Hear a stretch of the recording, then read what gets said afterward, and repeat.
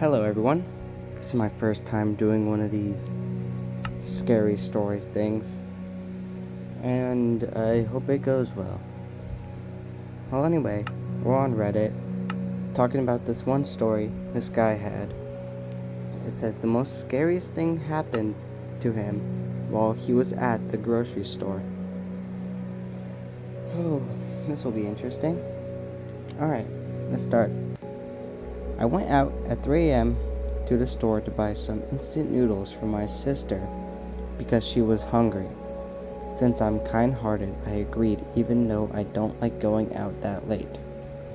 When I got to the store and headed to the instant noodle aisle, I grabbed what I needed and started walking towards the cashier. As I came out the aisle, a girl suddenly stepped right in front of me. It honestly felt like she wanted me to bump into her. I tried to move to the right, and she moved to the right too. I tried to go to the left, and she went left as well. She just kept staring at me with her eyes wide open. I got really scared and didn't know what to do. I started stammering and tried to say something, but no words came out.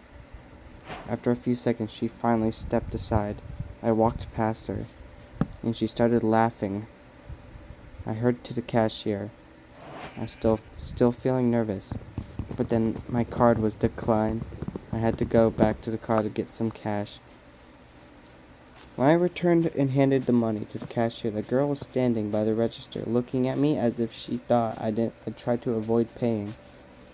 As soon as I got my change, I rushed outside, ran to my car, jumped in, put it in drive, and sped home. As I was leaving, I looked in my mirror and saw her getting into a 2013 Chevrolet Caprice that was full of girls who were all laughing. I finally got home, still anxious and sweating. I gave my sister the instant noodles, went straight to the bathroom and started telling you all what happened. Thank God, everything turned out okay. Alright, that's not a bad story. Let's find a new story. We got another story. I hope it's scary. It's called Taking Before Their Time. Alright.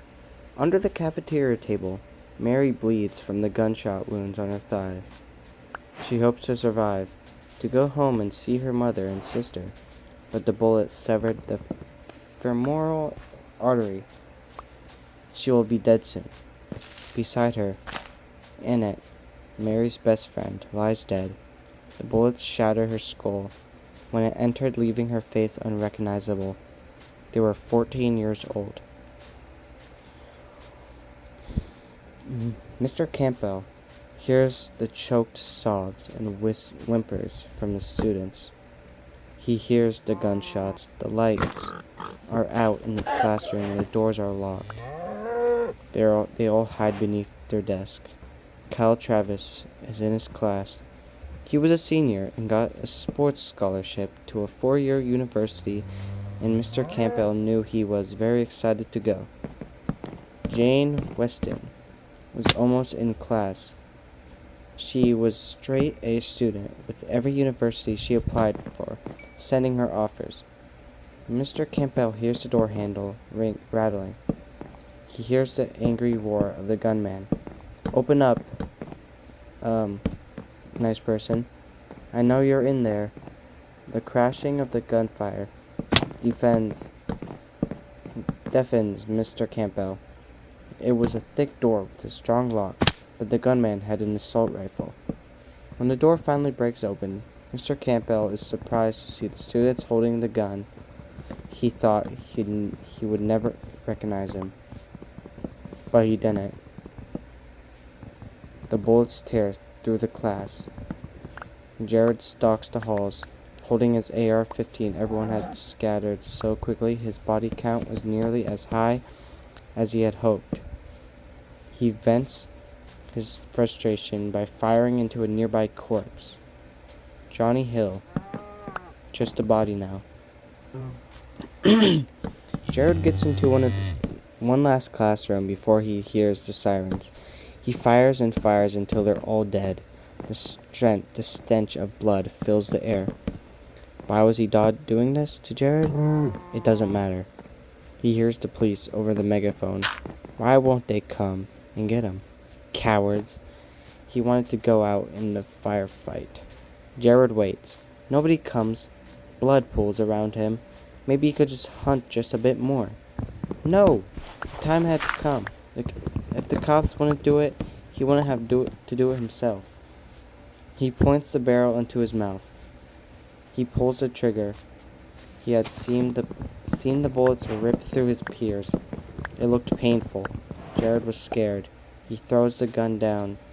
He walks slowly through the halls, wringing his hands. The megaphone demands he exits the school with his hands up.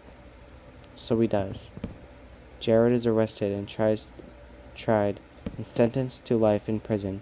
He spends the next 50 years idling away his many hours, and gradually the faces of those he murdered leave his mind. They never leave the minds of the deceased loved ones. And yeah, that's pretty much all the stories I'll be telling today. It's a short video, so my first time doing this. I hope you liked it. Make sure to like and subscribe. Anyway, see ya.